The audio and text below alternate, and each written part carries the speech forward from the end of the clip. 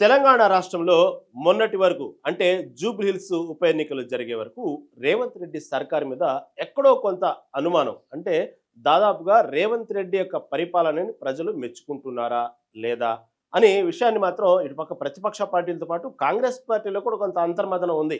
దాదాపుగా జూబ్లీహిల్స్ ఉప ఎన్నిక ఒక రెఫరెండంగానే తీసుకున్నారు అనుకోవాలి. ఎందుకంటే దాదాపుగా కాంగ్రెస్ పార్టీ అధికారంలోకి వచ్చిన కొత్తలో ఏదైతే సికింద్రాబాద్ కంటోన్మెంట్ ఎన్నిక జరగటం అప్పుడు కాంగ్రెస్ పార్టీ గెలవటం దాన్ని ఒక పెద్దగా చెప్పుకోలేదు. ఎందుకంటే కొత్త కాబట్టి పార్టీ మీద అప్పటికి ఇంకా అభిమానం ఉంది. రేవంత్ రెడ్డి సర్కార్ మీద ఇంకా నమ్మకం ఉంది. ఆయన ఇచ్చినటువంటి హామీలు గ్యారెంటీల మీద ప్రజలు కూడా ఇంకా ఆశలు పెట్టుకుని ఉన్నారు. ఓకే, అంతవరకు బాగానే ఉంది. కాకపోతే ఆ తర్వాత క్రమేపీ స్థానిక సంస్థల ఎన్నికలు ఎప్పటికప్పుడు పోస్ట్ పోన్ చేయటం, తర్వాత రాష్ట్ర రాజకీయాల అనేక పరిణామాలు, ఇటుపక్క ఇచ్చినటువంటి హామీలు 100% నెరవేర్చడంలో రేవంత్ రెడ్డి సర్కారు విఫలమవ్వటం, ఓ పక్క చూస్తే యూరియా కొరతలు, ఇలా అనేక రకాల కాంగ్రెస్ పార్టీలోనే సొంత పార్టీలోనే వర్గాలుగా విభజించి వర్గాలుగా గ్రూపులుగా ఢిల్లీకి వెళ్ళటం రావటం, ఈ విధంగా తర్వాత క్యాబినెట్లో మంత్రులు తీసుకునే విధానంలో కూడా దాదాపుగా చాలా కాలం వేచి చూసి తీసుకున్నటువంటి క్యాబినెట్లో కూడా కొంతమంది అలకబోనటం, ఇలా అనేక పరిణామాలు చూసుకుంటే ఎక్కడో కాంగ్రెస్ పార్టీ అప్పుడే చతికిలబడిందా, అసలు 5 ఏళ్లు పరిపాలనలో భాగంగా ముఖ్యమంత్రులు మారతారా, ఇలాంటి వార్తల నేపథ్యంలో జరుగుతున్నటువంటి పరిణామాల నేపథ్యంలో ఒక్కసారిగా తెలంగాణకు సంబంధించినటువంటి జూబ్లీహిల్స్ ఉప ఎన్నిక రావటం, ఆ ఉప ఎన్నిక వచ్చిన తరుణంలో కాంగ్రెస్ పార్టీ దాదాపుగా ఉప ఎన్నికల షెడ్యూల్ ఎప్పుడైతే ప్రకటించారో దాదాపు బీఆర్ఎస్ పార్టీ కొంచెం ముందుగా ఊపుగానే కనబడింది. మొదట్లో కొన్ని సర్వేలు కూడా బీఆర్ఎస్ పార్టీకే ఎక్కువ అవకాశాలు ఉన్నాయి. ఎందుకంటే ఆల్రెడీ అది బీఆర్ఎస్ గెలిచిన స్థానము, ఓ పక్క సెంటిమెంట్ ఉంది, ఓ పక్క మహిళకు టికెట్ ఇవ్వటం, ఇలా అనేక రకాలుగా చూసుకుంటే 1కి 3 పర్యాయాలు అక్కడ గెలవటం బీఆర్ఎస్ పార్టీ.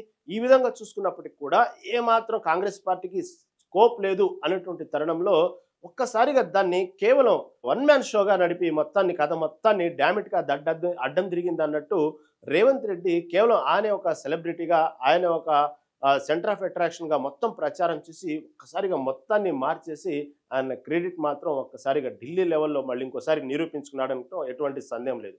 సరే, ఉప ఎన్నిక గెలిచారు, అయిపోయింది.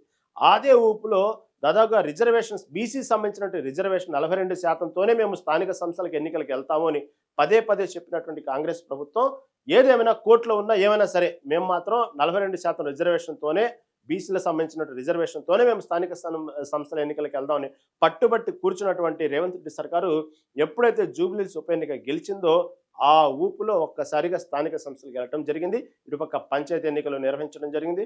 3 విడతలుగా జరిగిన పంచాయతీ ఎన్నికల్లో ప్రతి విడతలో కాంగ్రెస్ పార్టీ పైచేయి సాధించింది. ఇప్పుడు అదే ఊపులో గ్రేటర్ హైదరాబాద్ మున్సిపల్ కార్పొరేషన్లను 3 కార్పొరేషన్లుగా చేసి రాష్ట్ర ప్రభుత్వం ప్రణాళికలు సిద్ధం చేస్తుంది. దాని తరుణంలో 150 డివిజన్లతో ఒక కార్పొరేషన్ చేయడంతో పాటు ఇటు మున్సిపాలిటీలు, కార్పొరేషన్లతో మరో 2 కార్పొరేషన్లు ఏర్పాటు చేయడానికి కూడా ప్రయత్నాలు చేస్తుంది. దానికి సంబంధించి దాదాపు ప్రణాళిక అయిపోయిందనే చెప్పుకోవాలి. ప్రస్తుత బల్దియా పాలక మండలి గడువు రేపు ఫిబ్రవరి 10తో ముగుస్తుంది. ఈ నేపథ్యంలో ఫిబ్రవరిలో గ్రేటర్ ఎన్నికలకు వెళ్లే యోచనలో సర్కారు ఉన్నట్లు సమాచారం. ఎందుకంటే గతంలో ఇలాంటి గడువులు అయిపోయినాయి. దానికి సంబంధించినటువంటి ఏదైతే గడువులు ఉన్నాయో ఈ పక్క స్థానిక సంస్థల ఎన్నికలకు సంబంధించినటువంటి దాదాపు గడువు అయిపోయినటువంటి సర్పంచ్ ఎన్నికలు అయిపోయినా దాదాపుగా సంవత్సరం పైబడి తర్వాత ఆ గడువులైన తర్వాత పెట్టినటువంటి ఎన్నికలు చూసాం. ఆల్రెడీ ఇప్పుడు పెండింగ్లో జెడ్పీటీసీ, ఎంపీటీసీ ఉన్నాయి. ఈ జెడ్పీటీసీ, ఎంపీటీసీ ఎన్నికలకు పార్టీ గుర్తులతో వెళ్తున్నాం కాబట్టి మళ్ళీ పార్టీ సంబంధించినటువంటి పరువు కాబట్టి మళ్ళీ బీసీ రిజర్వేషన్స్ తెర ముందుకు వచ్చి ఈ జెడ్పీటీసీ, ఎంపీటీసీ ఎన్నికలకు వాయిదా వేస్తారు అనేటువంటి ప్రచారం మొన్నటి రోజు జరిగితే ఇప్పుడు ఏకంగా డైరెక్ట్గా గ్రేటర్ ఎన్నికలకు వెళ్ళడానికి సాహసం చేస్తుంది తెలంగాణ రాష్ట్ర ప్రభుత్వం. దాదాపు ఫిబ్రవరి 10 తర్వాత ఏ క్షణమైనా గ్రేటర్ ఎన్నికలకు నోటిఫికేషన్ విడుదలయ్యే అవకాశం ఉన్నట్లు తెలుస్తూ ఉంది. ఎందుకంటే ప్రస్తుతం ఉన్నటువంటి కాంగ్రెస్ పార్టీ చరిష్మా, ఒక్కసారిగా రేవంత్ రెడ్డి మీద ఉన్నటువంటి ఫోకస్, ఈ మధ్యకాలంలో మీరు గమనిస్తే ఒక్కొక్కటి పరిణామాలు చూసుకుంటా ఉంటే రేవంత్ రెడ్డి ఏదో విధంగా వార్తలు ఎక్కడం, అంటే ఏదో విధంగా అంటే చెడుగాని కాదు, ఏదో విధంగా తెలంగాణ బ్రాండ్ను పెంచే విధంగా, హైదరాబాద్ బ్రాండ్ని పెంచే విధంగా అనేక కార్యక్రమాలు, అందుక ఎంటర్టైన్మెంట్, స్పోర్ట్స్, పొలిటికల్, విదేశాలకు వెళ్ళటం, పెట్టుబడులు తీసుకురావటం, ఇలా అనేక రకాలుగా ప్రస్తుతం కాంగ్రెస్ పార్టీ ఒక పాజిటివ్ వైబ్ నడుస్తుంది. ఈ తరుణంలో ఒక్కసారిగా దీన్ని అవకాశాన్ని మలుచుకొని ఒక గ్రేటర్ ఎన్నికలకు వెళ్ళడానికి తెలంగాణ రాష్ట్రం సిద్ధమవుతున్నట్లు వార్తలు వస్తున్నాయి. అయితే దాదాపు ఫిబ్రవరిలోనే నోటిఫికేషన్ విడుదలయ్యే అవకాశాలు కనబడుతున్నారు అంటున్నారు. దీనికి సంబంధించి ఇప్పటికే జిహెచ్ఎంసీ విస్తరణ, ఇటు వార్డుల డీలిమిటేషన్కు అడ్డంకులు కూడా తొలగిపోయాయి. ఎందుకంటే దాదాపుగా ఓఆర్ఆర్ చుట్టూ ఉన్నటువంటి దాదాపుగా 27 మున్సిపాలిటీని కూడా ఒకే జిహెచ్ఎంసీ కిందకు తీసుకురావాలనే ప్రతిపాదన కూడా సిద్ధమైపోయింది. ఇటు వార్డుల విభజనపై దాఖలైన 80కి పైగా పిటిషన్లను కూడా తెలంగాణ హైకోర్టు కొట్టివేయటం, అదేవిధంగా వార్డుల డీలిమిటేషన్పై జోక్యం చేసుకోమంటూ న్యాయస్థానం వ్యాఖ్యానించడం, దీంతో ఈ డీలిమిటేషన్ ప్రక్రియ కూడా మార్గం సుగమమైందనే చెప్పుకోవాలి. ఇక జిహెచ్ఎంసీ విస్తరణ, వార్డుల డీలిమిటేషన్పై అధికారులు 10,000కు పైగా అభ్యంతరాలు అందినట్లు సమాచారం అందుతోంది.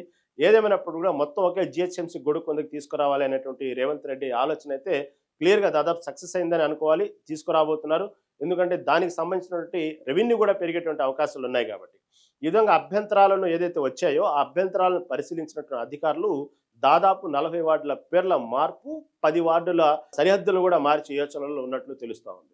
వార్డుల డీలిమిటేషన్ పై రేపు ఫైనల్ నోటిఫికేషన్ సర్కారు ఇస్తారనేటువంటి సమాచారం కూడా తెలుస్తూ ఉంది. చూడాలి మరి ఏమైద్దో. అదేవిధంగా మరోవైపు వార్డుల డీలిమిటేషన్ నేపథ్యంలో కొన్ని ప్రాంతాల్లో స్థానికంగా అయితే ఆందోళన కొనసాగుతున్నాయి. ఎందుకంటే ఇక గ్రేటర్ హైదరాబాద్ను 3 కార్పొరేషన్లుగా విభజించడం, ఫిబ్రవరిలోని ఎన్నికల నిర్వహణపై అంశాలు, ఈ విధంగా నగర రాజకీయాలు అయితే ప్రస్తుతం అయితే హాట్ టాపిక్గా మారుతుంది. ఇక వరుసగా తెలంగాణ రాజకీయాలు ఎప్పటికప్పుడు వేడివేడిగా, నిన్న చూస్తే కేసీఆర్ మళ్ళీ తెర ముందుకు రావటం, అదేవిధంగా ఇటు చూస్తే జిహెచ్ఎంసీ ఎన్నికలు, మళ్ళీ వరుసనే ఎంపీటీసీ జెడ్పీటీసీ ఎన్నికలు, ఇలా వరుసగా తెలంగాణ 2026 చూసుకుంటే మాత్రం మొత్తం రాజకీయాలతో ఎన్నికలతో హాట్గా ఉండిద్దని మాత్రం చాలా క్లియర్గా అర్థమవుతా ఉంది.